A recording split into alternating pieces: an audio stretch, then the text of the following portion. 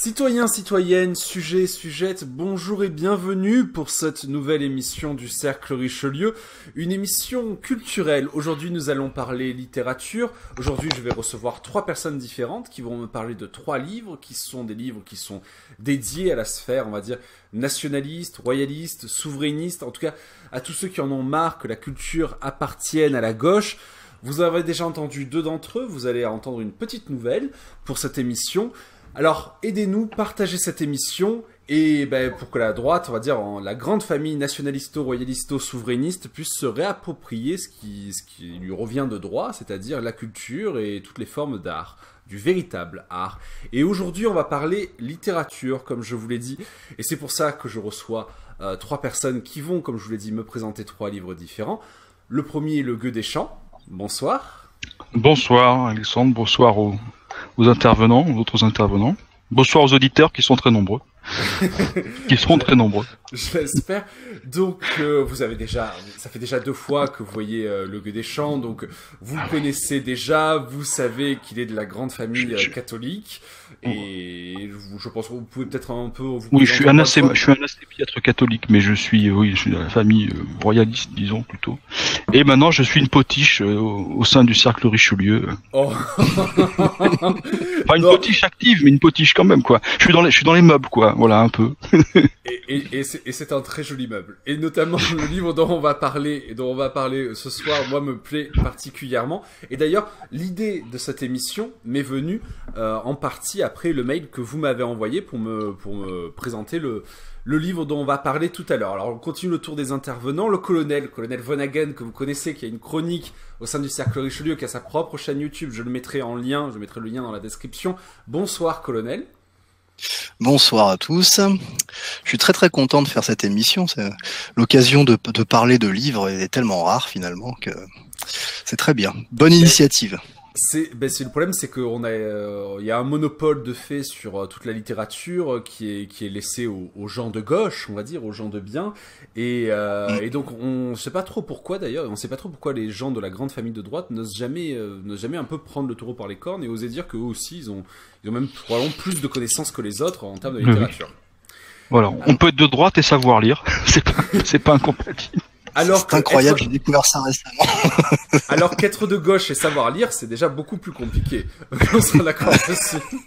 Parce que qui vous dit que ce sont des lettres? Qui vous dit que c'est un alphabet? Si ça se trouve, ce sont des chiffres. On n'en peut pas. Ça y est, c'est parti. On va pas refaire une blague sur ça. Et ce soir, présence féminine, nous recevons Marie. Bonsoir Marie. Bonsoir. Et Marie qui a une actualité un peu particulière, je vous mettrai le lien dans la description, mais Marie qui est responsable d'un magazine féminin. Est-ce que tu peux nous en parler un petit peu, Marie? On reviendra dessus tout à l'heure. Mais... Oui, c'est un magazine féminin non conforme, donc alternatif de droite, on va dire, mais de droite en règle générale, on va dire. Et le premier numéro, normalement, sortira début novembre. Ok, ça s'appelle Françoise. Françoise, voilà. Rien que le nom, Françoise, vous comprenez qu'on est chez les gens bien. Voilà. Aucune référence à François Hollande. Hein. On parlait de là vraiment des Français. Voilà, le prénom de général. Donc, vous comprenez que Marie a pris position dans l'affaire Zemmour-Absent. Oui, voilà, c'est ça. Oui. Elle est pour les prénoms français. Oh, t'aurais dû l'appeler Corinne. Alors, on va avoir du temps pour faire des blagues, mais n'en perdons pas davantage pour rentrer dans le vif du sujet. Ce soir, on va vous présenter 3 livres différents. On va vous présenter un livre de Bernard Lugan qui s'appelle Mai 68 de l'autre côté de... Vue d'en face. Mai 68 Vue d'en face, c'est ça, où Bernard Lugan raconte son expérience de Mai 68, mais enfin, je laisserai Le Gueux des Champs vous expliquer. Ensuite, Marie va nous présenter le dernier livre d'Adrien Abosi sur l'affaire Dreyfus, qui s'appelle exactement, Marie, le nom c'est... Alors, c'est l'affaire Dreyfus entre farce et grosse ficelle. Voilà, donc déjà rien qu'au titre, vous avez compris un petit peu l'idée. Et le colonel va vous présenter la première... Là, on sera sur un ton un peu plus léger. Oui, c'est vrai que c'est bizarre. C'est le colonel qui va avoir un ton un peu plus léger sur quelque chose. Mais on va aborder un véritable roman, du coup, puisque les 2 autres sont plutôt des récits biographiques et des récits historiques. Là, c'est un roman de la première aventure de Nicolas Le Floch, c'est ça, colonel? Oui, tout à fait, par Jean-François Parot. Et qui s'appelle, le titre, c'est? Alors, le premier roman, donc, c'est L'énigme des blancs manteaux, pardon.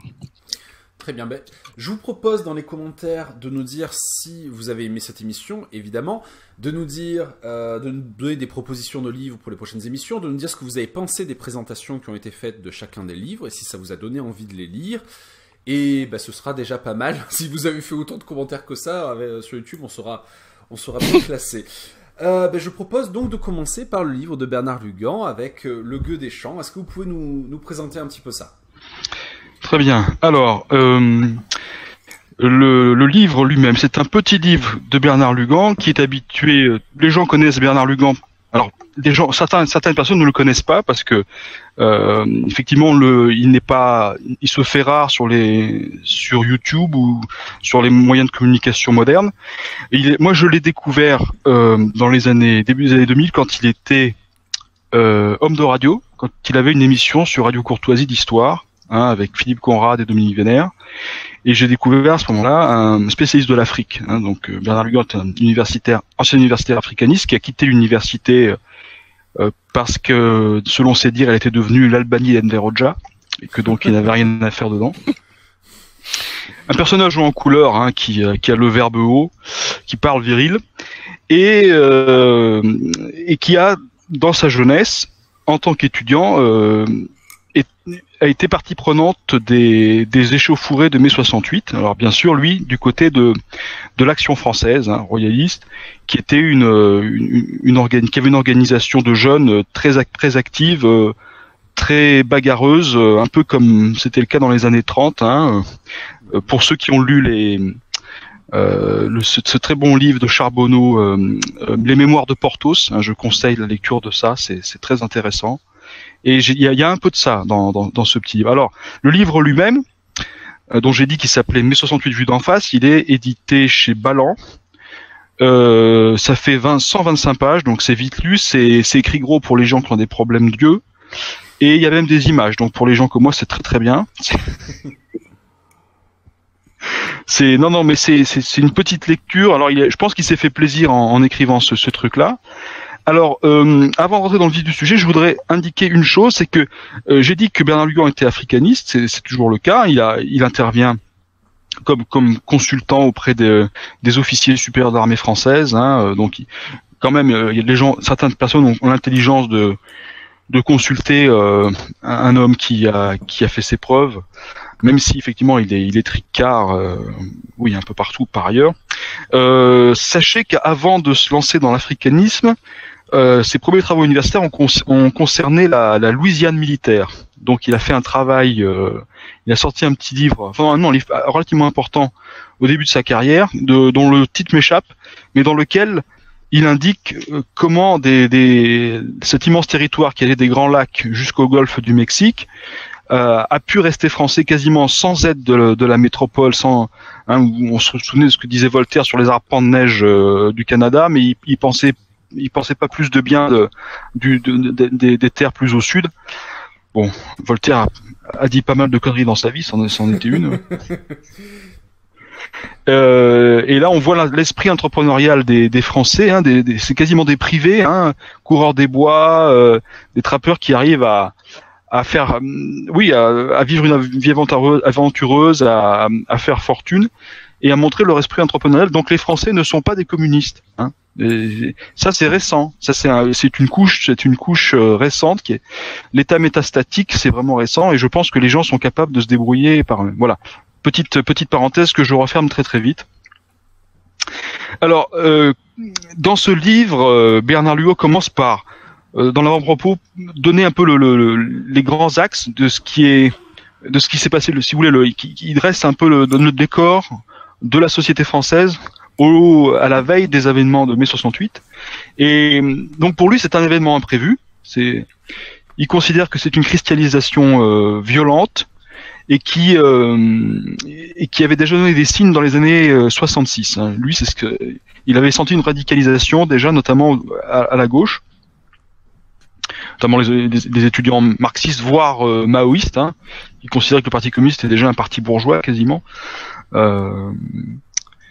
Et donc il mentionne un certain nombre d'organisations de droite qui avaient pignon sur rue à l'époque, dont la Fédération des étudiants nationalistes, Occident, et puis l'Action française. Et il cite également le FNEF de Patrick Buisson. Donc vous voyez, on a ce personnage Patrick Buisson qui a fait parler de lui quand il était conseiller de Sarkozy, puis ensuite il a écrit des choses. Donc c'est un homme quand même qui est resté relativement fidèle à ce qu'il pensait, en tout cas au plan littéraire, quand il couche des choses sur le papier. Et donc ça m'a intéressé parce que je me doutais pas qu'il avait été actif à cette époque-là. Alors, Bernard Lugan nous explique que c'est à Nanterre que tout se passait en fait. Tout le monde le voit, les fumigènes dans les rues de Paris, la Sorbonne, alors qu'en fait, lui, il explique que c'est bien à Nanterre que tout se passe au début, et que tout aurait pu s'arrêter si le pouvoir s'était conduit autrement. Donc pour lui, les choses se passent du 22 mars au 3 mai, donc sur une période très courte. Alors je ne vais pas vous faire la litanie de tous les éléments qui sont passés. J'ai retenu un fait, c'est le 28 avril. Roger Hollande, pour ceux qui connaissent pas Roger Hollande, c'était un ancien du Front National, qui maintenant est au Parti de la France, qui était résistant à 15 ans, qui a fait l'Indochine, qui est une grande gueule assez sympathique et qui a écrit beaucoup de bouquins, notamment sur les communistes. Évidemment, il est tricard parce qu'il déteste les communistes. Et moi, c'est un homme que j'aime bien. J'ai rencontré une fois. Je suis pas forcément d'accord avec tout ce qu'il dit, mais c'est quand même un grand personnage. Et alors, ce 28 avril, il exposait des photos sur les crimes Viet Cong. Ah oui. Il a été pris à partie par des dizaines de membres des comités Vietnam, c'est-à-dire des cocos, qui avaient le projet sympathique de le pendre avec sa cravate. Alors pourquoi sa cravate? Parce que probablement la guillotine portative avait été oubliée dans un coffre de voiture. Ça c'est moi qui l'ajoute. C'est pas dans Bernard Lugan ça. Donc les gens, on voit bien la violence de ces groupes d'extrême gauche, quoi. Il a été sauvé parce que des militants je crois des personnes qui voulaient voir l'exposition se sont rentrés et donc les autres ont mis fin à leur tentative de lynchage. C'est ça, oui. Voilà.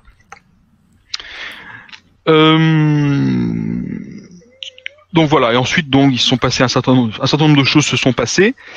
Alors, ce qui a déclenché pas mal de violence, c'est aussi l'autorisation faite par le doyen de laisser Occident organiser une réunion publique. Et ça, bien sûr, il est interdit à la droite dure d'occuper la rue. C'est interdit. C'était déjà interdit à l'époque, mais à l'époque on pouvait encore un peu essayer. Maintenant, on a bien vu avec le procès Méric qui a le droit d'être dans la rue et qui n'a pas le droit d'y être. Et donc, sur ces entrefaits, les gauchistes partaient au moment où Nanterre a été fermé parce qu'effectivement il y avait trop de tensions. Le doyen a préféré fermer, je pense peut-être pour sauver sa carrière, je ne sais pas. Oui. Donc des gauchistes partaient pour la Sorbonne et 300 militants d'Action française, d'Occident et d'autres petits groupes étaient partis pour leur compter Fleurette. Et donc Lugan affirme que mai 68 aurait pu être étouffé dans l'œuf si on les avait laissés faire. Notamment, il chante les louanges de ce qu'il appelle les éléments de doctrine, qui sont des manches en cornouillé. Voilà. Effectivement, c'est une expression qu'il utilise plusieurs fois d'ailleurs, je crois. Voilà. Donc et il explique que c'est nettement supérieur aux manches de pioche. Peut-être qu'on verra ça pendant qu'on en débattra. Et donc, il accuse le régime gaulliste de s'être interposé avec ses CRS pour empêcher donc les éléments belliqueux de l'AF de l'Occident de dérouiller les gauchistes.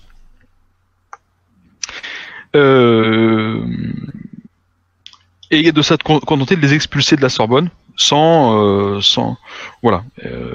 Et donc les premiers affrontements avec la police à 18h le même jour. Les barricades ne sont pas prises d'assaut par les CRS, justement peut-être pour éviter les morts. Peut-être déjà le syndrome Malik Oussekine avec 20 ans de prémonition, hein, peut-être non, je sais pas. Qu'est-ce que vous en pensez? Effectivement. Alors, c'est un livre. Moi, comme je vous le disais tout à l'heure, j'ai beaucoup aimé lire ce livre parce que moi, je l'ai lu aussi. Mais en fait, je trouve que c'est un livre. Bon, c'est un livre d'anecdotes en fait, parce que vous avez dit. En fait, c'est un livre qui parle très peu de mai 68 en lui-même. Hein. Mais ce que je viens de citer, hein, voilà. Donc, alors très rapidement sa conclusion avant de voir peut-être sur les anecdotes. Donc, qu'est-ce qu'il dit lui de mai 68?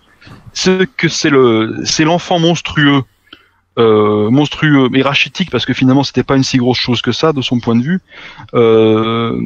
des enfants de la bourgeoisie, gavés, trop bien nourris, et d'une bourgeoisie qui a perdu ses repères moraux et civilisationnels, donc qui se vautrait déjà dans le relativisme, dans la bienséance cosmopolite et dans l'intérêt matériel avant toute chose.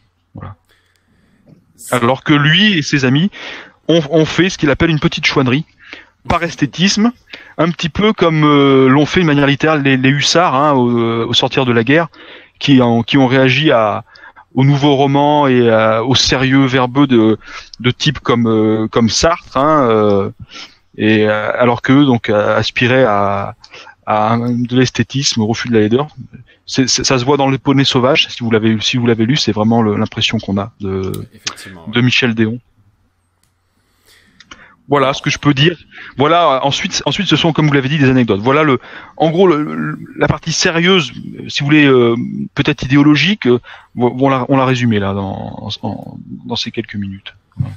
Alors justement, en fait, moi je trouvais qu'il était un petit peu léger sur cette partie, on va dire sérieuse. Alors c'est agréable sur la partie anecdote, mais c'est quand même très léger sur la partie sérieuse, parce que justement déjà il voit en mai 68, comme vous l'avez dit, un phénomène spontané.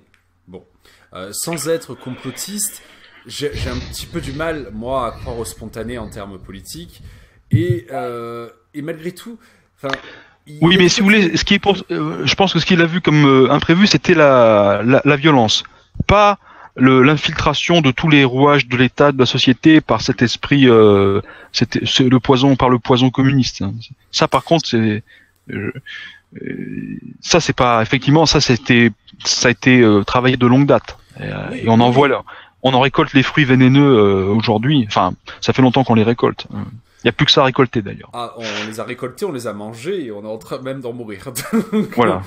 Mais effectivement, alors en plus on commence dès 66, parce que je crois que la première anecdote, le commencement un petit peu de l'histoire, c'est en 66. Et en fait, on fait des petits allers-retours. Mais effectivement, dans ce livre, on parle très peu des événements eux-mêmes. Il y a les événements à Nanterre que vous citez.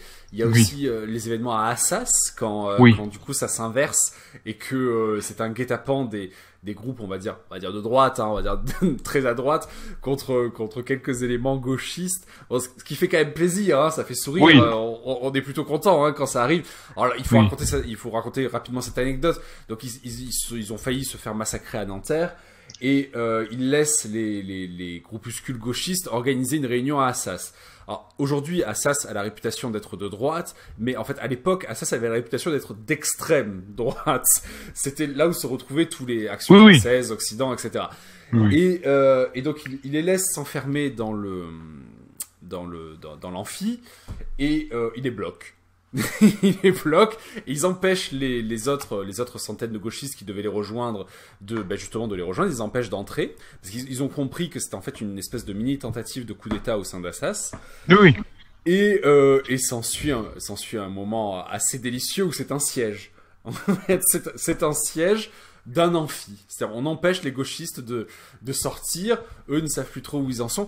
Et voilà, c'est assez agréable comme ça. Mais justement, en fait, quand on sort de ce livre, on a envie de se dire, mais pourquoi, dans ce cas-là, on a perdu ? En fait, parce que comme c'est une longue série de victoires, en fait, théoriquement, à chaque fois quand il raconte des anecdotes, on perd le propos un petit peu. À la fin, on pourrait réellement penser, si on lit ce livre, que à la fin, on a gagné. Alors qu'à la fin, la pensée mai 68 a gagné. Oui. Même, Non, mais il met la focale sur son petit groupe d'amis qui s'est sorti de situations difficiles. Mais si vous voulez, c'est un peu comme les croisades, c'est-à-dire ils sont à 1 contre 100 et puis comme ils sont bons en bagarre, eh bien ils arrivent à s'en tirer, mais de toute manière les États latins vont finir par être dépecés. Voilà. Oui. Voilà. Dans ce cas-là, c'est vraiment ça donne une image pour notre futur qui est. Mais en fait, si je devais conseiller ce livre on va dire, on a une population sur le cercle Richelieu qui doit avoir entre 20 et 25 ans en moyenne. Si je devais conseiller ce livre à un peu plus vieux aussi, oui, le colonel me dit peut-être un petit peu plus vieux des fois, mais si je devais conseiller ce livre, je dirais 26 ans et demi peut-être. Si je devais conseiller ce livre, je dirais qu'il donne en fait une très bonne image de ce qu'étaient les réseaux de droite, mais de la vraie droite dans les années 60, en fait. Bien sûr. On voit des hommes qui, en fait, reviennent d'Indochine, quoi. Quasiment reviennent d'Indochine, reviennent d'Algérie. Je veux dire, ça a été, pas tous, parce que l'Indochine, c'est un petit peu. Voilà. Alors, les camarades de Bernard Lugan sont des étudiants, donc ils sont de sa génération, ils n'ont pas été au feu. Par contre, les cadres des organisations dont ils font partie, eux, oui. Eux, ils savent ce que c'est que des balles qui sifflent, etc. Donc, forcément, ça ne peut que les former, quoi. Ça ne peut que les. Ils n'ont pas été au feu, mais ils ont tous fait des PMS, par contre. Ils ont tous fait des préparations militaires supérieures. J'en ai fait une moi-même, donc je sais ce que c'est. Ils ont tous fait des préparations militaires supérieures, et ensuite ils ont enchaîné avec leur service en tant qu'officier, et généralement dans des corps. Mais si vous voulez, la grosse différence, c'est que la tyrannie n'était pas installée comme elle l'est maintenant. Et que donc, bon, là, on a cité les CRS empêchant le groupe de Bernard Lugan de castagner des gauchistes, mais l'impression que j'ai eue en le lisant, c'est la grande liberté dont il jouissait par rapport à aujourd'hui. Il n'y a pas de judiciarisation systématique de tous les faits et gestes, des insultes, des claques, non.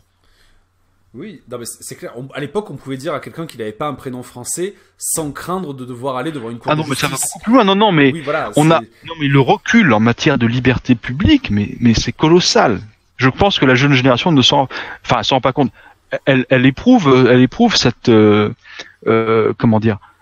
cette oppression, mais elle ne se rend pas compte d'ailleurs moi non plus, puisque en 68 j'étais pas là, mais quand on voit ces 50 ans, mais c'est c'est quasiment une autre civilisation. C'est fou.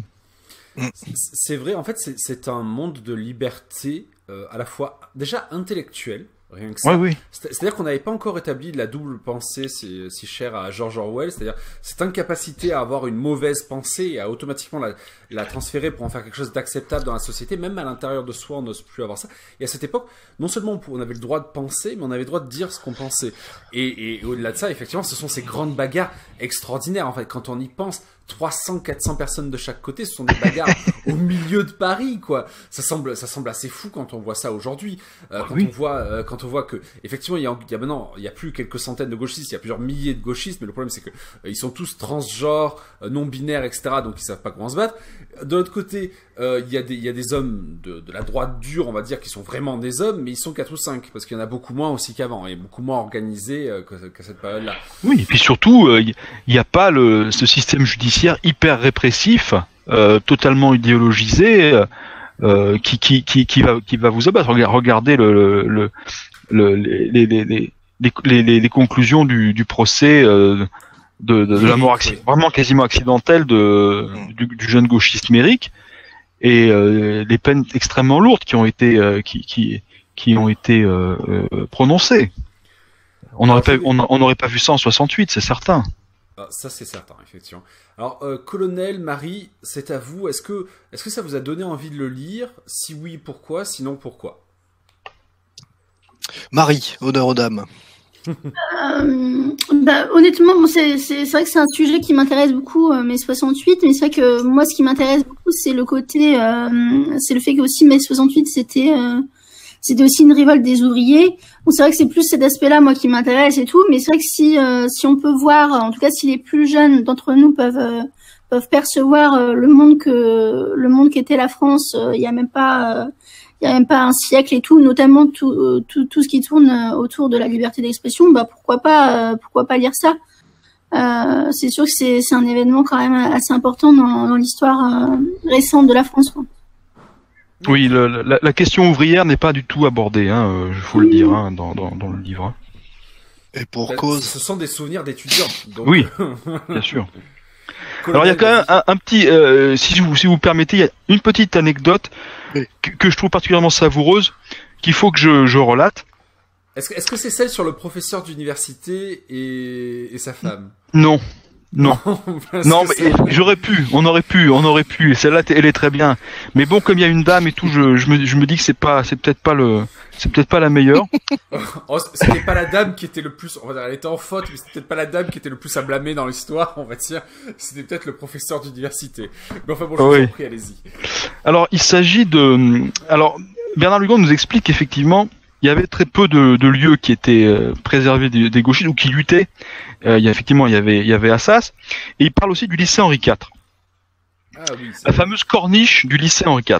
Hein. Donc effectivement, un lieu particulier où se concentrent les classes préparatoires et particulièrement la classe de prépa à Saint-Cyr. Et donc ils pénètrent dans cet endroit et ils sont pris à partie par des gauchistes qui veulent leur faire la peau. Et à ce moment-là, il décrit l'un de leurs camarades, un certain Leclerc, et donc il le décrit vraiment comme, si vous voulez, c'est une description quasiment homérique. Donc on le décrit assis, donc il monte la garde dans un couloir pour empêcher les gauchistes de passer. Hein. Vous imaginez la scène, hein. Donc une blague de potache, mais attention, là c'est sérieux. Assis, torse nu, treillis, rangers cirés, casque à pointe bavarois, monocle ajusté sur l'œil droit. On imagine une sorte d'Eric von Stroheim, hein, vous voyez. Et d'ailleurs, j'en profite pour dire que dans le même chapitre, en exergue dans son chapitre, il cite, et là il fait une citation du grand Otto von Bismarck, qui dit une chose, alors que je ne partage absolument pas, et qu'aucun membre du cercle ne partage. Il dit la chose suivante: sur une foule d'abrutis en colère, il faut toujours tirer sans remords et sans sommation.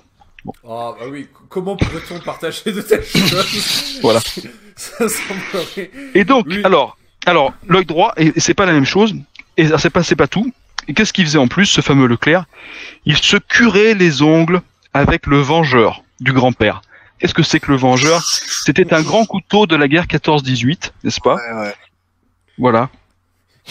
Donc, qui était utilisé pour vider les tranchées des voilà. prisonniers qui pouvaient rester. Et donc, quoi. Si vous voulez, donc le vengeur de ce Leclerc, c'était un petit peu son élément de doctrine à lui.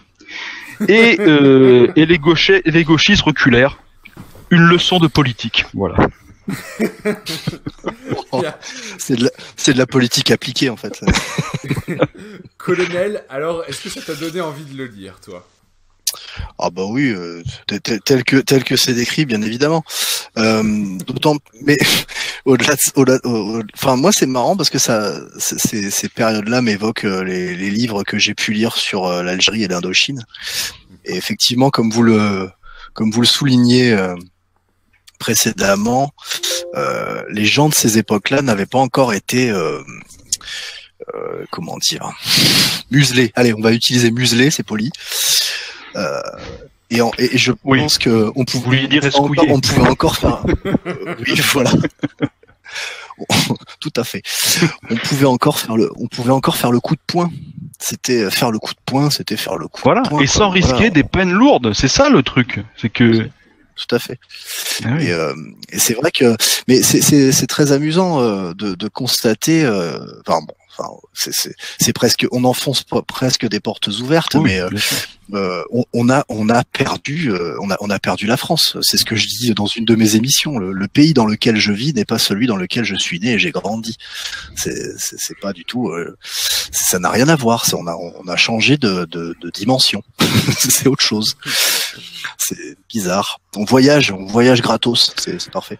Alors effectivement, et ça, je pense que Bernard Lugan est d'accord avec vous de ce point de vue-là. Et sachez qu'il s'est replié dans le Massif central. Voilà, je dis ça comme ça.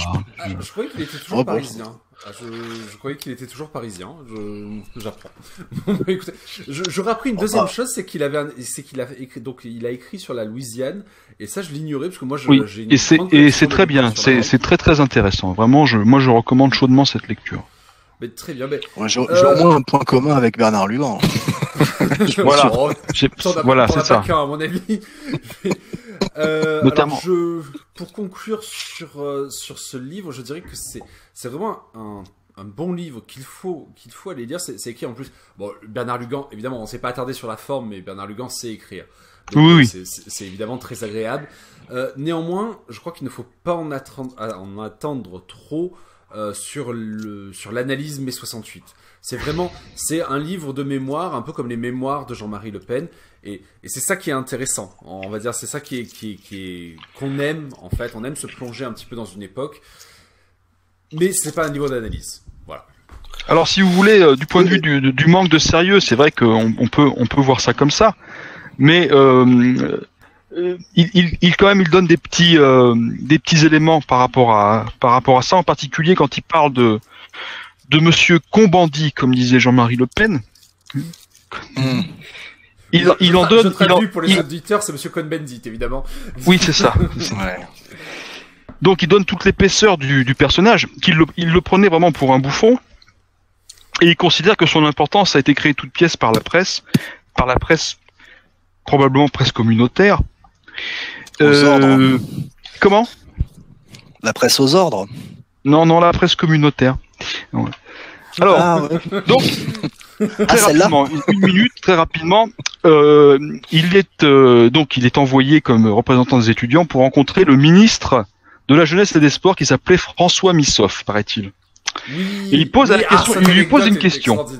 Oui. Alors, c'est Monsieur Combandi qui parle. Pourquoi, dans votre livre blanc sur la jeunesse, n'avez-vous pas parlé des problèmes sexuels des jeunes ? Donc là, commentaire de Bernard Lugan. À cette interrogation existentielle, le ministre répondit avec humour. Si vous avez des problèmes sexuels, vous n'avez qu'à plonger dans la piscine, cela vous rafraîchira l'organisme. cette phrase était effectivement très drôle. Voilà, ça vous donne, si vous voulez, tout le sérieux qu'il pense de tous ces gens qui ont beaucoup nui, mais qui finalement ne sont rien. Ce qui est encore plus révoltant de voir d'être dominé par cette caste de gens minables. Oui, effectivement. Alors on va peut-être passer au deuxième livre pour enchaîner. Donc c'est au tour de Marie qui va donc nous présenter, avant qu'on l'interroge un petit peu, celui qui va donc nous présenter le dernier livre d'Adrien Abosi. Alors moi je vous avais déjà parlé d'un autre livre d'Adrien Abosi, La France divisée, La France divisée contre elle-même, mais j'en ai pas fait de note de lecture, je reviendrai là-dessus une autre fois. Mais là on va vous parler de son dernier livre sur l'affaire Dreyfus. Marie, tu as la parole. Donc l'affaire Dreyfus, entre farce et grosse ficelle, donc c'est un livre qui est paru en début 2018. Donc évidemment qui parle de l'affaire Dreyfus. Donc juste pour présenter un petit peu l'auteur, pour ceux qui ne connaîtraient pas, c'est un avocat au barreau de Paris. Il a effectivement déjà écrit plusieurs livres. Un livre qui est un petit peu un abécédaire. Voilà, il reprend certains termes, on va dire, de la novlangue et tout ça et tout. C'était son premier livre. Et ensuite, effectivement, le livre dont tu viens de parler. Et donc là, il nous revient avec un livre sur un sujet qui fut une affaire sensible au niveau national dans notre pays, qui est l'affaire Dreyfus. Je sais pas. En fait, la question c'est est-ce que vraiment aujourd'hui c'est sensible? Mais en fait, parce que moi, je me dis, on y reviendra. Vas-y. Quand même, effectivement, il faut quand même rappeler que donc à l'époque où ça a lieu, donc ça se passe durant fin du 19e siècle, début 20e. C'est une affaire extrêmement sensible. C'est-à-dire que vraiment, on parle à la limite de la guerre civile. C'est-à-dire les gens entre eux, vraiment, c'est un vrai problème. D'ailleurs, il y a même, il est resté un dessin très célèbre où on voit en fait il y a deux images. Donc c'est une famille qui est en train de dîner, une famille au sens large et tout qui est en train de dîner. Et alors dans le premier dessin, ils disent on ne va pas parler de l'affaire Dreyfus. Et puis la deuxième et tout, ils en ont parlé et on les voit tous se taper les uns contre les autres. Donc c'est quand même une histoire qui est quand même assez importante et tout. Et en fait, on le comprend dans la lecture progressivement parce que je me suis dit mais quel est l'intérêt d'aller chercher une affaire comme ça aussi vieille et tout, puisque en fait ça a énormément de conséquences politiques. Ça a des conséquences sur la vision de l'armée par la population. Donc ça peut être quand même extrêmement intéressant de se pencher là-dessus, quoi. D'accord. Et donc, toi, est-ce que il t'a convaincu de la culpabilité? Honnêtement, il m'a vraiment convaincu et en fait c'est à tel point que du coup là actuellement je lis un livre d'un Dreyfusard parce que je me dis c'est pas possible quoi. Parce que en fait c'est un peu l'idée que plus c'est gros et plus ça passe. Parce qu'on a vraiment ça, c'est-à-dire que tout désigne ce jeune homme comme étant le coupable. Il fait lui-même des aveux. Il fait lui-même des aveux dans un cadre privé, donc c'est pas comme l'explique Abosi, ce sont pas des aveux d'un point de vue juridique, parce que juridiquement il faut qu'il y ait les aveux c'est vous savez au commissariat il va signer un papier et tout, enfin voilà, c'est ça des aveux. Mais dans un cadre informel, il a quand même reconnu qu'il avait effectivement donné des documents confidentiels au service secret allemand, quoi. Donc bon. Et en fait, on a l'impression que voilà, c'est ça. C'est plus c'est gros et plus ça passe. Et donc oui, il m'a convaincu. Mais du coup, je lis un livre qui s'appelle La Révolution dreyfusienne parce que je me dis bon, je vais essayer parce que peut-être que c'est un très bon avocat et qu'il est très fort. Du coup, je ne sais pas. Hein, donc du coup, voilà, je combine avec une deuxième lecture. Mais vous avez eu peur de vous faire manipuler, peut-être? C'est ça. C'est incroyable. Après, ça a l'air d'être un excellent avocat hein, quand même. Donc, je me dis, on n'est jamais mieux sûr. Mais c'est vrai que c'est une lecture assez rocambolesque, on va dire. Bah, s'ils peuvent faire condamner Dreyfus, il est bon, hein, c'est sûr. Alors, procureur plutôt. Procureur. Ce livre, alors moi j'en ai lu que la moitié à l'heure où on parle, mais j'ai vu aussi son émission chez Tepa. Son interview qui dure, je crois, 1h30, 2 heures, donc dans laquelle il rentre vraiment dans les détails. Et effectivement, en fait, je dois vous avouer que je m'étais relativement peu intéressé à l'affaire Dreyfus. Parce que j'étais plutôt dans le contemporain. Enfin, cette affaire ne m'intéressait pas plus que ça. Et puis, il faut dire qu'il y avait beaucoup d'historiens, on va dire classiques, qui avaient donné raison à Dreyfus, même sans argument. Donc, je m'en étais un petit peu éloigné. Et ce livre avait au moins l'avantage de remettre tout à plat. C'est-à-dire que on suit à la fois l'histoire de l'enquête, plus ou moins, et surtout les différentes pièces du dossier. Voilà. Il est vraiment dans le rôle mais du procureur qui part véritablement ce coup-ci sur une notion de neutralité, ce qui n'est pas toujours le cas du procureur. Il est assez neutre, hein, il est pas... Voilà. De toute façon, il part du point de départ, donc il explique comment... Parce que c'est aussi ça qui est intéressant, il explique comment entre guillemets l'armée a commencé à comprendre qu'il y avait un espion parmi eux, comment les soupçons sont arrivés sur Dreyfus, et donc il explique bien que il y avait des explications rationnelles. C'est évidemment pas parce qu'il est juif ou parce que maintenant il y a vraiment il y a énormément de preuves contre lui. Donc et d'ailleurs il y a eu 4 affaires avant celle de Dreyfus sur des officiers français accusés de trahison qui n'étaient pas juifs. Donc, ça prouve que quand ça arrive à Dreyfus, ce n'est pas une question de juifs. Mais surtout, on apprend quels sont les liens de Dreyfus avec la communauté juive, mais ce qu'on appelle réellement la communauté juive, c'est-à-dire la haute bourgeoisie juive qui, du coup, va ensuite payer Esterhazy pour endosser la responsabilité. Et enfin, on a vraiment toutes les pièces qui sont rassemblées. Et c'est ça qui est extrêmement intéressant. Ce qui est intéressant, en fait, il n'y a pas d'affaire Dreyfus dans la mesure où, Dreyfus vient quand même d'une famille, effectivement, donc une famille juive très riche d'Alsace. Il a beaucoup de contacts, beaucoup d'influence. S'il n'avait pas eu ces familles-là, personne n'aurait jamais entendu parler de ce jeune homme. Hein. Bien sûr, bien évidemment, s'il avait été juif, mais sans être de la haute bourgeoisie juive, personne n'aurait jamais entendu parler de lui. En fait, on comprend très vite qu'il s'agit pour une haute bourgeoisie particulière de protéger un petit peu l'image qu'elle peut avoir. Mais on comprend aussi que ça ne peut être que lui. C'est-à-dire que ça ne peut être que lui. Oui. On comprend que mathématiquement, ça ne peut être que lui. Il est vraiment tout le temps aux endroits stratégiques. Enfin, ça ne peut être que lui, quoi. C'est vraiment... ou alors il a vraiment de malchance, quoi. Mais c'est pas possible. Il y a le faux aussi, le faux bleu, vous savez, donc c'est une pièce qui était censée innocenter Dreyfus, mais qui en fait se révèle être un faux, mais qu'on retrouve d'ailleurs dans des téléfilms encore aujourd'hui, qui montre cette pièce comme étant une preuve de l'innocence de Dreyfus, alors que même historiquement parlant, même des historiens classiques considèrent que c'est un faux. On apprend des choses. Enfin, c'est vraiment. Mais d'autre côté, il y a une succession de faux qui sont fabriqués en plus. Bon, alors, voilà.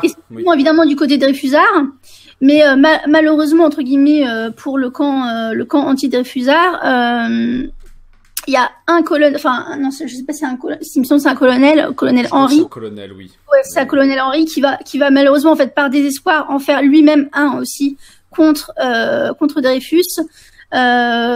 Aussitôt, enfin dès que le camp anti-Dreyfusard se rend compte que c'est un faux, ils le disent tout de suite. Mais malheureusement, ça va évidemment être utilisé par le camp Dreyfusard contre eux, quoi. Et ce qui est intéressant d'ailleurs, c'est la conclusion. Enfin, je l'ai pas lu la conclusion parce que comme je dis, j'en suis à la moitié du livre, mais j'ai vu son entretien. Et ce qui est intéressant, c'est la conclusion, c'est-à-dire de dire oui, il a trahi, mais pas de la manière qu'on croit en fait. C'est-à-dire que il explique que oui, il a donné des éléments à des espions allemands, mais il s'agissait en fait d'échanges de documents. C'est-à-dire que en fait, comme les espions allemands ont besoin de rapporter des documents pour pouvoir justifier leur salaire, parce que c'est un salaire qu'ils reçoivent, du coup, il se met d'accord avec un officier français qui accepte de donner un document, mais qui doit en recevoir un aussi de son côté. Et notamment en fait, ce qui accable complètement Dreyfus, c'est qu'on comprend assez vite que les problèmes, la fuite ne peut venir que d'un stagiaire de l'école de guerre, parce que les stagiaires se déplacent tous les 6 mois entre les différentes divisions et donc ont accès à chaque division. Mais surtout, ça ne peut venir que d'un stagiaire qui vient de l'artillerie, puisqu'il a rendu une note sur un canon, sur un élément d'artillerie française 75 innovant. rapide. Voilà, un engin innovant à l'époque. Et pour comprendre cette note, pour l'écrire cette note, il fallait être un spécialiste de l'artillerie. Et donc c'était certainement pas ce monsieur Esterhazy, qui était quand même visiblement extrêmement limité intellectuellement et qui avait des... Bon, on va dire qu'il... Des dettes de jeu. C'est un joueur, non? Surtout, il n'était pas assez gradé, en fait, tout simplement. Il y a vraiment des informations qu'il ne pouvait pas, à son stade, à son grade et tout, pouvoir accéder à ces documents-là. Mais il ne pouvait pas accéder, en fait, au manuel qu'on avait fait pour les artilleurs, pour cette nouvelle pièce d'artillerie, puisqu'il n'était pas lui-même artilleur, et que ce manuel n'était remis que pour 48 heures, maximum 24 heures, je crois, maximum aux artilleurs, puisqu'il fallait que le truc reste parfaitement secret. Et en fait, on comprend très vite que oui, il est coupable, mais il n'est pas... En fait, il a probablement essayé de gruger en se disant « je vais rapporter des documents, mais pour ça, je vais enfiler ». Chose qu'il n'avait absolument pas le droit de faire. Donc il est coupable, évidemment, mais ce n'est peut-être pas une trahison au sens où on l'entendait. Mais le véritable problème, du coup, vient de l'incroyable influence qui est prise en fait par une certaine haute bourgeoisie sur la tenue des affaires et sur la communication politique de l'époque. Enfin, je crois qu'on va laisser la parole au colonel et au gueux des champs sur ce point. Est-ce que ça vous a donné envie de le lire? Est-ce que oui, non, sinon pourquoi? Non, ça m'a pas. Enfin, je pense que le livre est très. Non, mais je pense que le livre est très bon. Je pense que le livre est très bon. J'ai vu également l'intervention de Maître Abosi chez Tepa et on peut vraiment pas lui reprocher sa recherche documentaire vu l'épaisseur des documents qu'il a dû se taper. Je crois qu'il y a 8000 pages. Enfin, oui, c'est ça, c'est des 1000 pages. Il y a 1000 pages. Oh la vache. Et donc c'est évident qu'il a fait un sacré boulot, mais c'est une affaire qui moi je me suis déjà fait mon idée par ailleurs et effectivement il apparaît que ce monsieur avait d'excellents, le capitaine Dreyfus avait apparemment d'excellents états de service. Et est-ce que c'est pas une espèce d'excès de zèle en se disant que il allait avoir un peu plus d'avancement en allant échanger des documents avec les Allemands? Bon, enfin c'est absolument répréhensible quoi. Mais c'est plus que ça, hein. C'est plus que répréhensible. Non mais oui, à la limite c'est presque secondaire. Condamnable quoi. Oui, absolument. Non mais l'affaire est presque secondaire par rapport au développement d'une certaine classe d'influence quoi. Et mais par ailleurs, faire des fiches est quand même pas mal lié à cette affaire Dreyfus. Non? J'ai pas très bien compris ce que tu as dit. L'affaire des fiches. Les fiches sur les L'affaire de fiches, en fait, sur les officiers catholiques. c'est le C'est fiche. ça Ah oui. Ouais, oui. c'est le fichage par le Grand Orient de France Oui.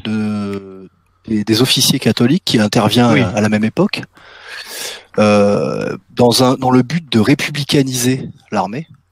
Hein, Oui. c'est le but avoué. Hein.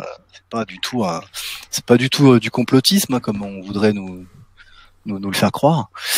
Et je pense que ces deux affaires donc interviennent au même moment. Et à mon avis, il y a pas mal de choses à lier là-dedans. Mhm. Oui, Là aussi, Je sais pas. Hein. intéressant dans cette affaire-là, c'est en fait de voir, d'avoir un recul et de voir les conséquences que ça a eu. Effectivement, par exemple, on voit que l'utilisation du Joker, donc de l'antisémitisme, ça commence déjà, dans cette affaire-là. C'est-à-dire que le camp des fusards se rendent compte qu'ils n'ont rien. Leur dossier est vide et tout. Donc ils vont utiliser ce côté, ce Joker de l'antisémitisme. Et ça, on le voit, Oui. on le voit mis en place. Est-ce que c'est nouveau pour l'époque, ça? Est-ce qu'il y a eu des affaires antérieures où un coupable, un accusé reconnu coupable juif a sorti cette carte d'antisémitisme pour s'innocenter finalement aux yeux de la société. Ça a déjà été utilisé comme stratégie. Mais là, on parle quand même d'une affaire qui est, enfin même nationale, mais même mondiale. Hein. Enfin, mondiale. Si je peux me permettre, je ne crois pas que ça ait réellement été utilisé comme une stratégie c'était nouveau, hein. de défense. C'était assez nouveau, et surtout parce que personne n'a vu les moyens communicationnels et surtout financiers, on va pas se mentir, qui étaient mis à la disposition de la famille Dreyfus. Je ne crois pas qu'il y avait eu de précédent sur ça. Ça a été utilisé quand même beaucoup au niveau des médias, quoi. C'est-à-dire que quand ils se sont rendus compte qu'ils avaient vraiment, ils avaient pas de preuves, ils avaient rien. Enfin, donc voilà, il fallait bien trouver un moyen un moyen de défense. Et du coup, ils ont utilisé au niveau des médias leur réseau d'influence et on dit que en gros c'était parce qu'ils étaient juifs. Ce qui est totalement absurde parce que quand on sait que à l'époque il y avait déjà 10% des officiers dans l'armée française qui étaient juifs, que lui-même, en fait, le simple fait qu'il soit stagiaire, qu'il ait toutes ces possibilités-là montre, alors que tout le monde savait qu'il était juif et tout. Enfin, je veux dire, le fait qu'il soit juif n'entrait pas en ligne de compte, quoi. Ce qui comptait, c'était ses compétences et tout ça, quoi. Oui, il était stagiaire à l'école de guerre, donc il était nécessairement appelé, le jeune capitaine, à devenir un jour un officier supérieur de l'armée française. Oui. Tout à fait. Le Gueux des Champs, qu'est-ce que vous en pensez? Est-ce que vous allez le lire? Est-ce que ça vous intéresse? Est-ce que ça vous intéresse pas? Si, ça m'intéresse. Ensuite, est-ce que je vais me taper le livre? C'est une autre question. Oui, c'est possible, mais donc, si j'ai bien compris, donc Adrien Bauzy fait litière de la thèse selon laquelle c'est une cabale anti-juive ou c'est une erreur judiciaire. Donc pour lui, donc il dit qu'il est coupable. Hein, c'est sa conclusion, c'est ça? C'est ça. Oui. Et donc c'est plutôt l'instrumentalisation de l'affaire par la famille, donc la famille puissante de Dreyfus et son entourage, pour effectivement pour le disculper, hein, finalement par la bande, c'est ça l'idée? En gros, son livre est divisé en deux parties. Donc il y a une partie qui est sur l'affaire Dreyfus, donc qui est pour moi qui est vraiment, c'est son côté avocat qui défend. Plutôt qui accuse Dreyfus en l'occurrence, oui. Et où il prend toutes les preuves, mais il y en a vraiment beaucoup, donc ça prend quand même que je dise pas de bêtises 145 pages. Voilà, les 145 premières pages, il parle de toutes les preuves contre Dreyfus, et après il enchaîne avec un certain nombre de conséquences qu'il appelle lui l'affaire Picard-Esterhazy. Donc Esterhazy, c'est entre guillemets la personne qui a accepté de porter le dindon. C'est ça, le dindon de la farce. C'est-à-dire il se fait accuser à la place de Dreyfus, c'est ça? C'est ça. C'est pas des gens. Qu'en fait, il a d'énormes dettes de jeu. Petite parenthèse, juste une chose, Esterhazy est également très très proche des milieux en fait de la haute bourgeoisie juive, et ce n'est pas un Français d'origine, c'est un Hongrois qui a choisi de venir servir l'armée française et qui va agir d'une manière mais complètement folle, mais complètement. Il va en appeler à l'empereur d'Allemagne, quand même, chef de sa maison pour le disculper. Oui, il se comporte bizarrement. Il est vraiment extrêmement étrange et visiblement à la suite de cette affaire, donc il va quitter la France. Hein, je crois qu'il va trouver refuge en Angleterre. Il n'aura plus de dette de jeu et il va vivre relativement tranquillement. Donc moralité de l'histoire, si un Hongrois vous explique qu'il veut venir servir la France, que ce soit en tant que président de la République ou en tant qu'officier, il faut refuser parce que visiblement ça apporte souvent de la merde. Mais voilà. Ou comme maire d'une commune de la banlieue parisienne, ça existe aussi. Hein. Oui, voilà. Mais je crois que c'est le même que le président.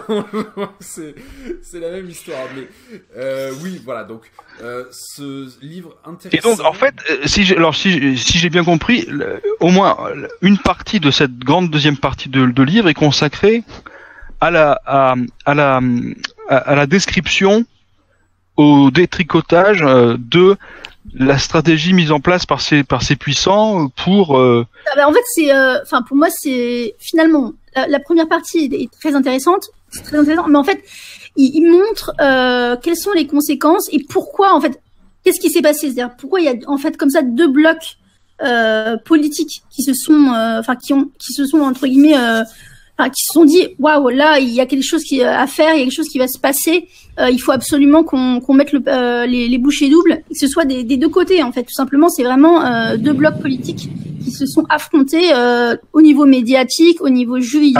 Alors quels sont ces blocs politiques et qu'est-ce qui les différencie? C'est ça moi qui m'intéresserait.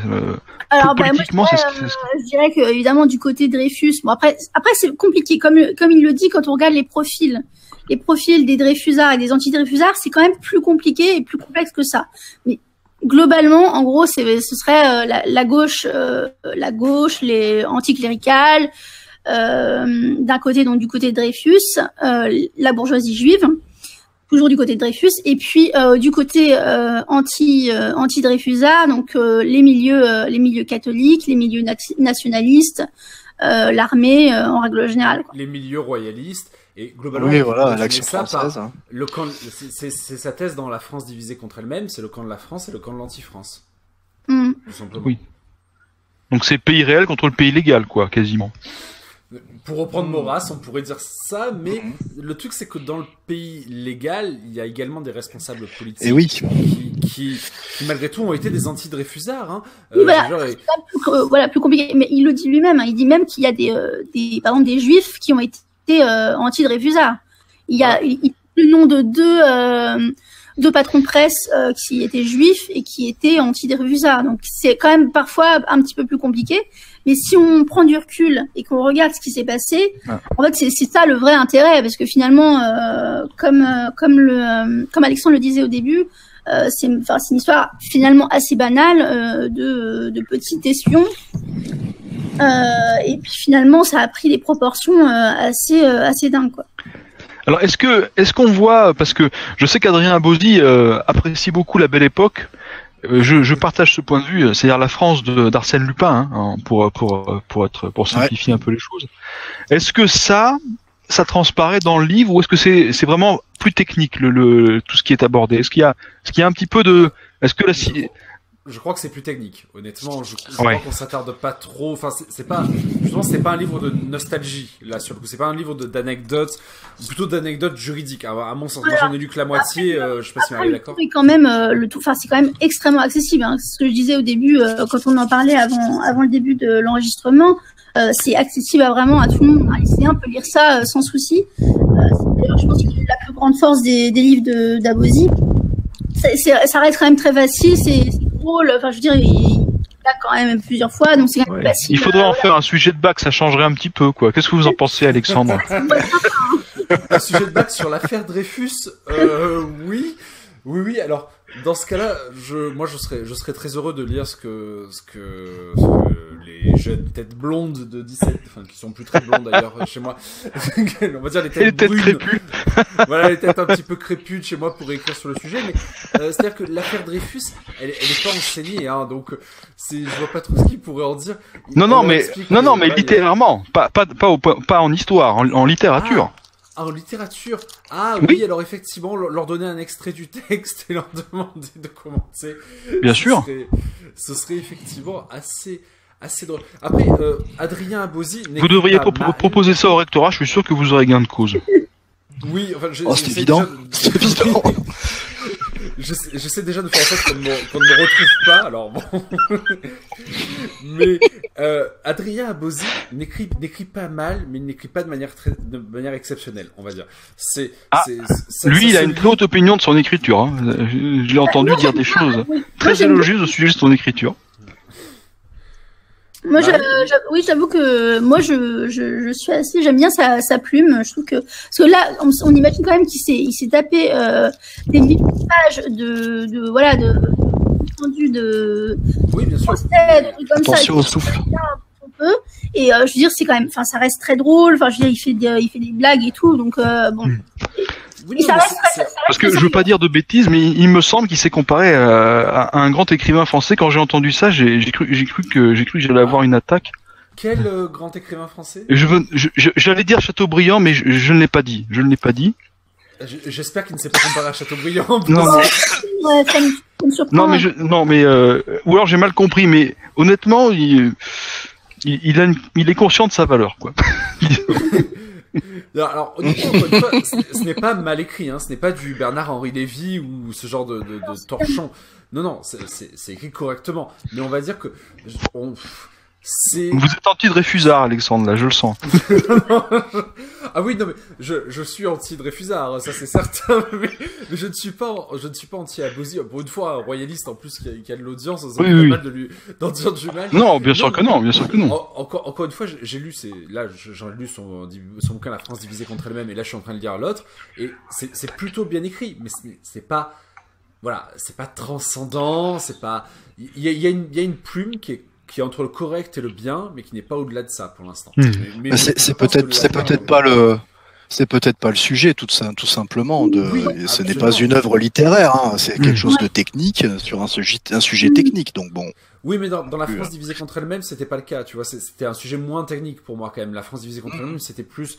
Il y avait plus de place possible à la littérature, et il ne l'a pas. Enfin, pour moi, il l'a insuffisamment exploité. Il écrit entre le correct et le bien, c'est-à-dire qu'il écrit assez bien. Mais je me crois en tant que professeur, il écrit assez bien. Donc, mais ce n'est pas exceptionnel. Mais je pense que, à mon avis, c'est son côté avocat, c'est-à-dire aller droit au but parfois, être plus dans l'oralité que dans l'écrit, peut-être. Mais enfin bon, c'est un bon livre, et je le conseille pour ceux qui n'ont jamais lu le livre sur l'affaire Dreyfus, ou même sur ceux qui n'ont lu que des livres qui expliquaient que Dreyfus était innocent, c'est-à-dire que des livres écrits par des cons. Mais voilà, c'est un livre intéressant. Par des escrocs, par des escrocs. Et lui, en tout cas, je suis sûr, Adrien Abosi, ce n'est pas un escroc, il est honnête, il s'est tapé tout le dossier quand on voit le truc. Ouais. Voilà. Et d'ailleurs, il a très bien dit dans l'interview, il a dit: je souhaite bonne chance à ceux qui voudront réfuter mes arguments. Et effectivement, je leur souhaite bonne chance aussi, parce que moi, je ne vais pas me taper les 8000 pages du dossier. Mais personne ne le réfutera. La technique habituelle, c'est de mettre les choses sous le boisseau quand on peut pas s'y opposer. Et puis voilà. La fameuse technique de l'édredon. Oui. Voilà. Oui. Bien sûr. Alors je vous propose de passer au troisième livre avec un sujet plus léger, enfin en tout cas je l'espère, parce que en off, comme on dit généralement tout à l'heure, le colonel nous a expliqué quelques éléments sur ce livre, je ne suis pas sûr que le sujet soit beaucoup plus léger, mais enfin on va quand même... Mais les auditeurs ont fini de manger, il n'y a pas de problème. Alors surtout. J'espère pour eux. Donc on a parlé de mai 68, on a parlé de l'affaire Dreyfus, et maintenant on va parler d'un roman, en fait, tout simplement. Colonel, je t'en prie. Oui, alors moi je pense à nos jeunes têtes blondes du cercle, hein, puisque comme tu l'as souligné tout à l'heure, on est tous très jeunes au cercle. Pardon, excuse-moi. Et quel meilleur moyen y a-t-il que de lire un roman qui nous décrit de manière aussi admirable cette période que j'adore moi personnellement, qui est donc le milieu du XVIIIe siècle. Donc en fait, j'ai lu ce livre, alors qui n'est pas récent. Tu m'avais demandé quelque chose de récent, mais c'est pas récent. Ça a été publié, si je ne m'abuse, en 2010, si je crois bien me souvenir.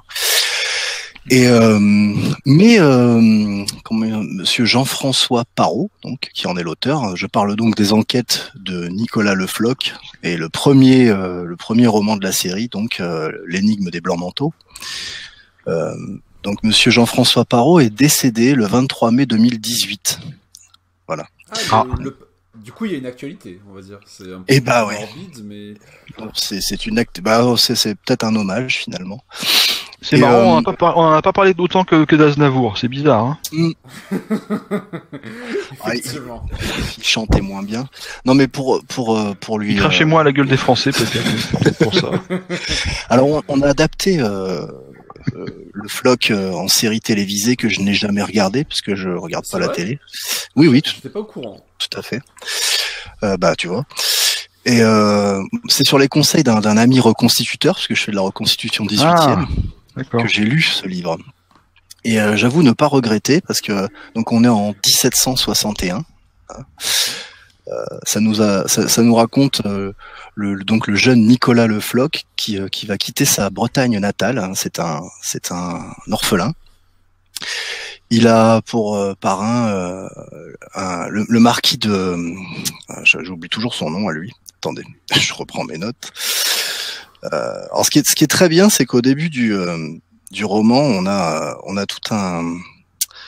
toute une comment dire, je sais pas comment on appelle ça. Un trombinoscope. Trombinoscope, d'accord. On a la liste des personnages et le marquis Louis de Ranreuil, hein, qui est donc le parrain de Nicolas Le Floch.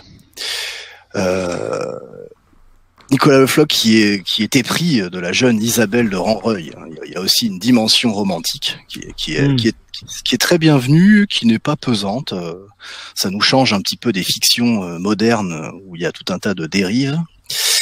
Et donc ce jeune Nicolas Le Floch va se trouver parrainé pour arriver au service de Monsieur de Sartine.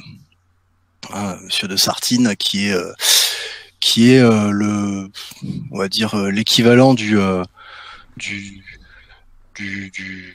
commissaire en fait en chef de la police de Louis XV. Donc il est lieutenant. Gérard Collomb, quoi. Ouais, voilà. Bon, en bien plus efficace, hein, c'est le lieutenant général de police de Louis XV. Qui est un personnage réel. En fait, ce qui est intéressant... En moins ectoplasmique, ouais. C'est clair. Moins maçon, peut-être, je sais pas. Et donc, alors je ne vous relaterai bien évidemment pas l'histoire, parce que je voudrais que les gens le lisent, ce livre. Si je vous raconte l'histoire, ça n'a plus aucun intérêt. Mais le jeune Nicolas va rentrer... d'une manière assez intéressante d'ailleurs au service de Louis XV. C'est-à-dire qu'en fait, on va le tester. On va à la fois le tester et l'éduquer à son travail de police. Et toute cette partie-là est particulièrement intéressante à lire. Et il va être jeté dans le bain très rapidement dans une enquête qui est particulièrement casse-gueule pour quelqu'un qui rentre au service de Louis XV. Vous le découvrirez. C'est le portrait de Paris qui en effet est très vivant et très prenant. On se retrouve dans Paris, on a même par moments des sensations. Enfin, en tout cas, moi, quand je lis un livre, je voyage avec le livre et on sent ces ruelles obscures, nimbées de brouillard, l'hiver, avec les gens qui glissent sur les pavés gelés. Enfin, c'est vraiment génial. On voit aussi ces policiers qui se griment. Ils se déguisent pour rentrer dans les bas quartiers, pour pas être reconnus parce qu'ils sont très bien habillés. Oui. Hein. Donc il faut s'habiller de manière un peu plus simple. Donc c'est de ce point de vue-là, c'est vraiment génial. Et on a une approche de la médecine légale. Ça y est, nous y voilà. Moi, j'ai trouvé ça génial. J'ai trouvé ça génial parce que c'est le bourreau, c'est Samson qui fait qui est le personnage tel qu'il est décrit par par Monsieur Parot est vraiment fabuleux parce que c'est un bourreau, hein, donc il a cette proximité avec la mort et avec les cadavres qui est tout à fait surprenante et je trouve ça vraiment super. Enfin voilà, il y a tout un tas de choses dans... Puis c'est une période qui moi m'est très chère puisque c'est un peu le chant du cygne de la royauté, hein, donc on sent que ça commence à dériver. Vous verrez si vous lisez le roman que il y a des activités nocturnes tout à fait répréhensibles. Le libertinage, je suppose, absolument, non oui. Ah, c'est ça, oui. en plein. Ouais, On est en plein dedans. Et vous verrez pourquoi on appelle ça l'énigme des blancs manteaux également. Donc voilà, alors, il y a des filatures, il y a des scènes d'action plutôt, enfin des vraies scènes d'action, hein, c'est pas. Est-ce que ça ressemble un peu à du Vidocq en fait? Oui, ça fait penser à cette série effectivement. Alors je sais pas comment ils l'ont traité à l'écran, Nicolas Le Floch, mais ça peut faire penser à Vidocq. Alors Vidocq était en noir et blanc, c'était particulièrement génial. Et en termes de littérature, est-ce que ça peut faire penser à Maigret en fait? Parce que moi, t'as dit tout à l'heure en off que ça ressemblait pas du tout à Charles Holmes, mais non. Est-ce que du coup ça peut faire penser à Maigret? Ça fait penser à Maigret avec un Maigret jeune, quoi, un Maigret plein de, tu vois, plein de. Est-ce que c'est mieux écrit que Simon? C'est ça que vous vouliez demander, Alexandre, peut-être? Non, mais moi je trouve que Simon, justement, c'est l'avantage, c'est que il écrit de manière assez simple, on va dire.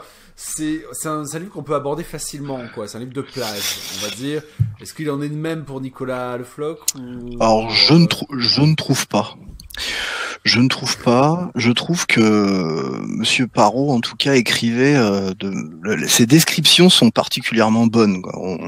On est tout de suite, même dans la première page, on est tout de suite plongé dans. Ça commence la nuit. En plus, c'est daté à chaque fois. Ça commence dans la nuit du vendredi 2 février 1761. Bam. Tu vois, moi, j'aime beaucoup ce genre de choses. Il y a très peu de dialogue dans les premières pages, donc on est vraiment dans de la description, on suit des personnages mystérieux, on sait pas du tout où on arrive, ça commence comme un film, c'est très très bien. Voilà, sinon, de ce que je sais du 18e, enfin, il faut savoir que monsieur Jean-François Parot, c'est pas n'importe qui, hein, il a eu une carrière de diplomate. Il était ambassadeur de France en Guinée-Bissau de 2010 à 2010. Donc c'est pas non plus c'est quelqu'un qui a des lettres tout de même. Et non, on sent que c'est très bien. D'ailleurs, il était au lycée Henri IV. Hein. Ah. Comme quoi? Est-ce qu'il porte un casque bavarois à pointe? C'est ça la question. Alors maintenant que je sais que c'est arrivé, je vais chercher si Monsieur Parot en est. J'en doute. Mais ça doit être charmant parce que moi, en vous écoutant, colonel, là, j'ai pensé à ce que disait Jean Dutour à la fin de sa vie. Il était revenu pas mal de choses. Il était très amer, bien sûr, parce qu'il détestait son époque. Ah. Et il disait, il avait écrit un bouquin qui s'appelait Mémoire d'un mort. D'accord. Alors je sais pas ce que vaut ce bouquin, mais il s'imaginait comme ça, il disait moi quand je serai mort, il disait voilà, j'aurai la chance d'aller voir tous ces charmants Français qui sont partis avant moi et tout. Mais c'est les charmants Français du temps jadis, quoi, qui étaient élégants, qui étaient courtois, qui étaient polis, qui étaient cultivés, etc. C'est-à-dire c'est pas non contemporain, quoi. Et est-ce qu'en plongeant dans ce livre, vous vous êtes retrouvé avec ces charmants Français d'antan? Oui, il y a notamment parce que Nicolas Le Floch. Notamment le bourreau, quand même. Non. Particulièrement apprécié par le colonel. Je croyais qu'il fallait pas en parler.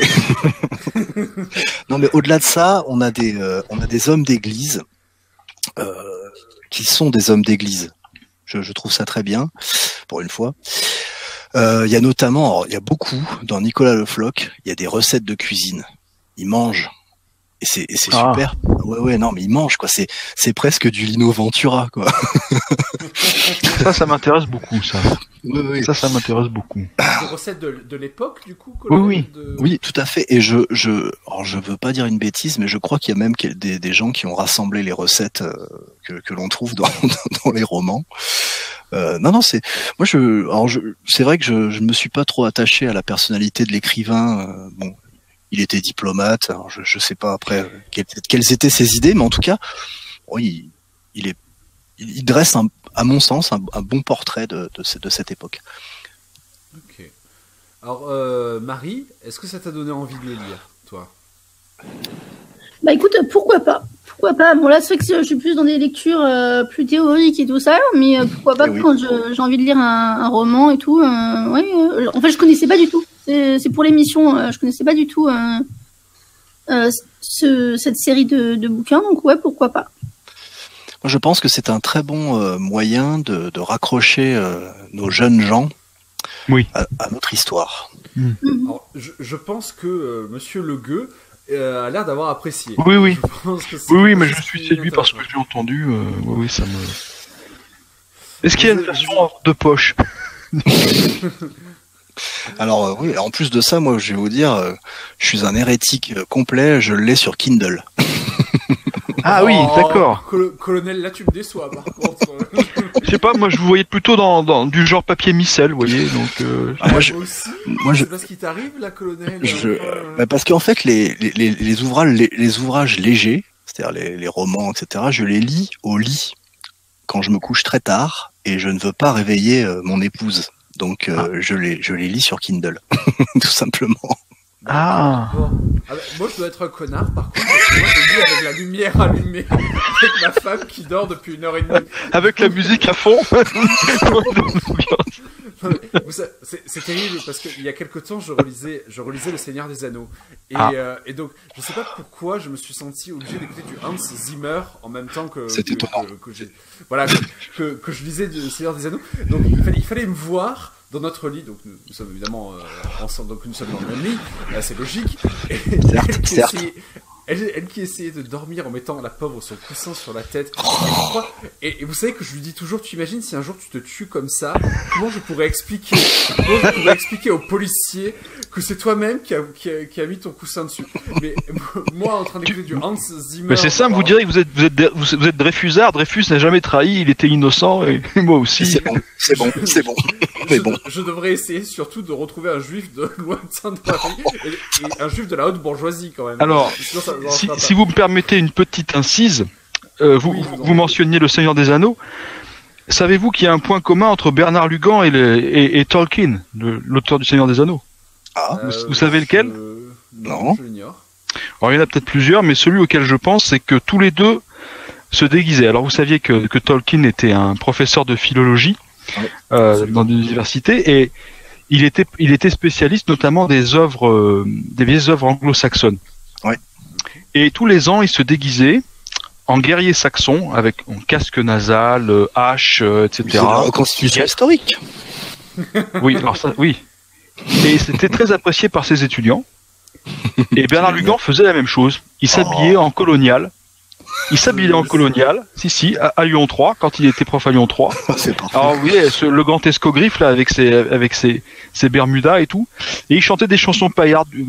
Il y en avait une qui commençait par et on se tapait des japonaises, enfin un truc comme ça. La tonkinoise, non? Non, des japonaises.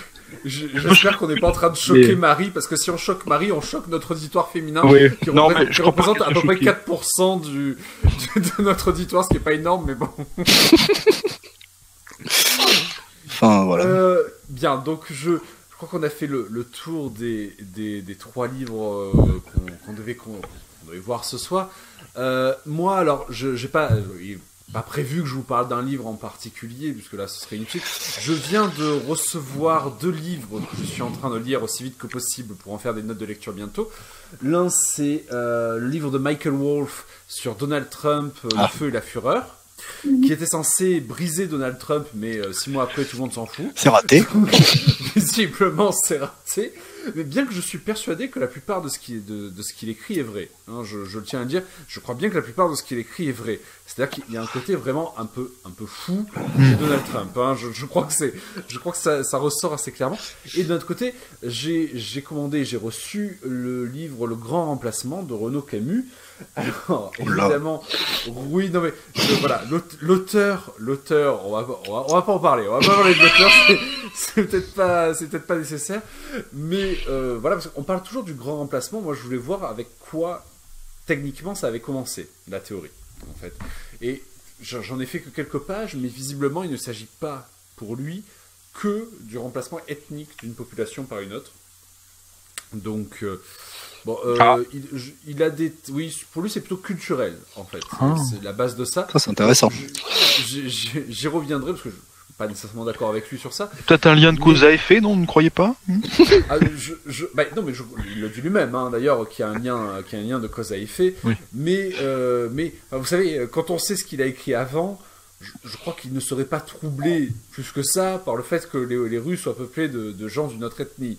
On va dire, globalement, hein, si je vous renvoie à la fiche Wikipédia du monsieur, pour ceux qui voudraient un jour lire quelques extraits sans avoir besoin d'acheter ses précédents ouvrages. Mais voilà, encore une fois, on va pas rentrer dedans. Mais je pense que ces deux livres... qui sont très, très spéciaux dans deux sens différents. Mais je dois vous avouer que pour l'instant, celui qui m'a le plus accroché, c'est celui de Michael Wolff sur Donald Trump. Parce que vraiment, quand on comprend que vraiment, il ne croyait pas du tout remporter l'élection présidentielle, qu'il n'imaginait pas un seul instant cette possibilité, ça laisse sans voix, hein, quand même.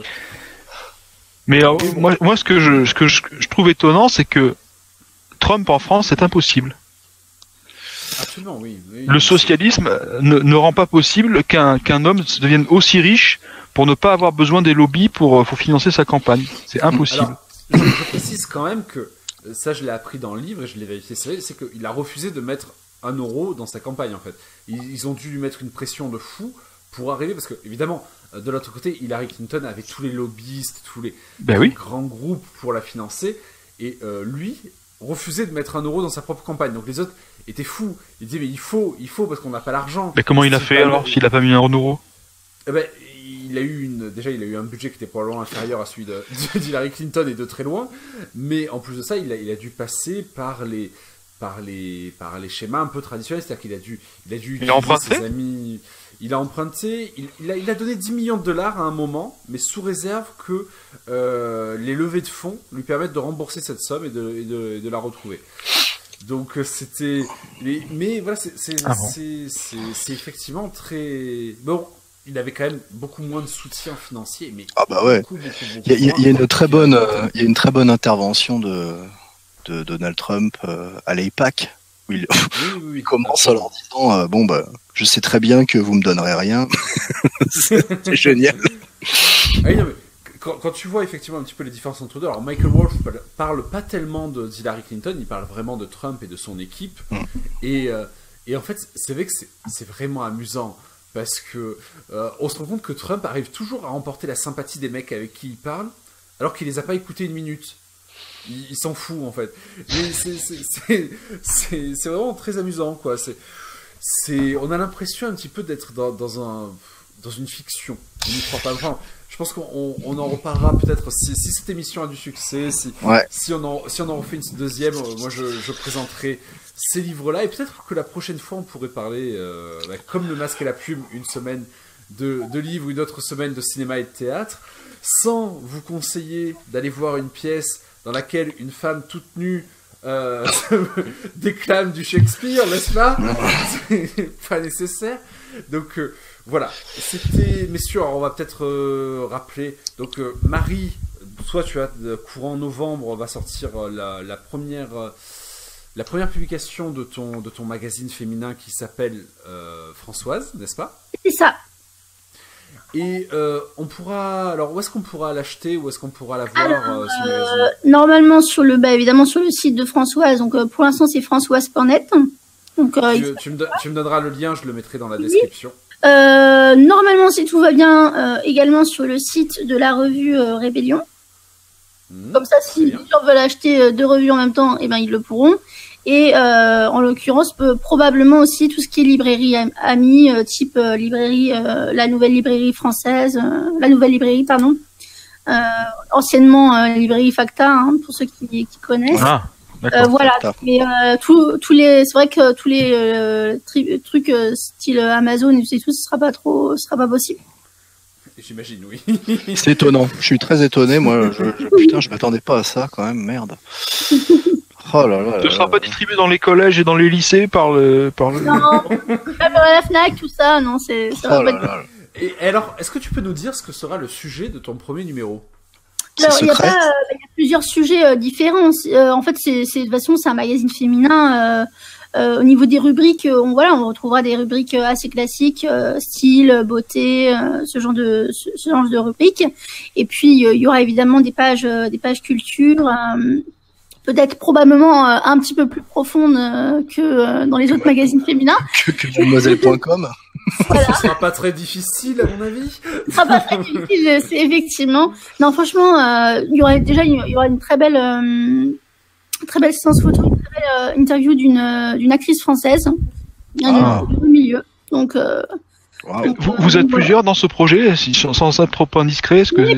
Alors, c'est très bien de dire ça parce qu'on est plusieurs, mais j'aimerais bien qu'on soit plus nombreux. Donc, en tout cas, si il y a des bonnes volontés, elles sont les bienvenues. Et est-ce qu'un homme peut écrire dans ton magazine féminin? Bien évidemment. Et voilà. Vous voyez, les femmes de droite sont quand même beaucoup plus ouvertes que les femmes de gauche. Hein. Oh. Quand même, moi, je suis déçu. Je pensais que tu allais dire non, tu comprends. Colonel, tu n'es pas invité à écrire parce qu'on sait ce que tu écriras dans ce magazine féminin. Et les femmes ne veulent pas savoir quel est le nouveau modèle de cuirasse du 18e qui est sorti. Bon, alors, colonel, ton actualité, toi? Ah bah, je suis en train de préparer ma prochaine intervention sur le cercle, parce que je m'amuse bien en fait à publier pour le cercle. Ouais. Et il faut des bons trucs. Donc tu es membre maintenant, colonel. Tu es membre du cercle officiellement. Ah oui, en plus de ça, je suis assez. Non mais je suis très flatté. Moi, je trouve ça chouette. Alors, je précise qu'on a enfermé le colonel dans une salle tout nu. Et après, évidemment, c'est faux. On n'est pas dans la franc-maçonnerie. Alors, j'ai des épées à la maison, mais je m'en sers pas pour faire des cérémonies bizarres, moi. Je m'en sers pour taper de mes épées. Tu portais pas un tablier en peau de cochon, non Non, j'ai arrêté le tablier. Je porte l'armure 15e. Mais sinon. Bien. Sinon, je suis toujours en train de travailler sur la suite de la fiction. D'ailleurs, sur ma chaîne, je pense que je vais réserver mes interventions, on va dire, un peu plus sérieuses pour le cercle. Et je mettrai quasiment que des fictions sur ma chaîne personnelle, ouais. Ta chaîne qu'on retrouve dans la description de cette émission. Oui, alors, pour ceux qui veulent aller voir. Ça vous empêche pas d'aller voir ce que j'ai fait sur le franquisme, le sabbatéisme, tout un tas de choses joyeuses.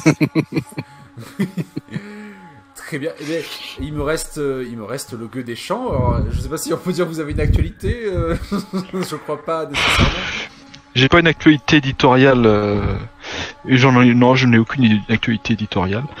Non, je réfléchis à des contributions que je peux apporter de nouveau sur votre chaîne. Voilà, c'est tout. Voilà, on va vous retrouver, j'imagine, encore sur la chaîne du Cercle, et j'espère pour une prochaine émission de culture de droite. Je ne sais pas encore quel est le nom de cette émission à l'heure où je parle, mais voilà, l'émission culturelle de la droite, nationaliste, royaliste, souverainiste, catholique, etc., c'est la nôtre.